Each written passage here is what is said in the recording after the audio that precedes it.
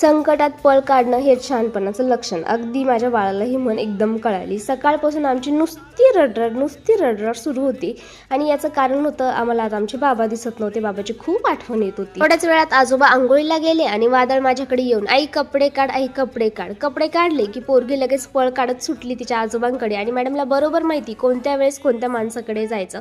बरोबर गेली आणि मस्त अशी आंघोळ करून घेतली. त्यानंतर आहे ना तिची आजी बाहेर गेली होती आणि आजी जशी घरात आली तसं मी तिच्या मागे टिमकी सुरू केली. ज्या वेळेस ना बाहेर जाते मी तुझी नात घेऊन जाई, कारण की एवढी त्रास देते ना ती मला, बास कधी. त्यानंतर ती मला म्हणे, अगं बाई शांत होय शांत होय, उन्हासोबत येणारं फळ म्हणजे आपलं कलिंगड तिने आणलं होतं. म्हटलं चला मस्त कापून घेऊया.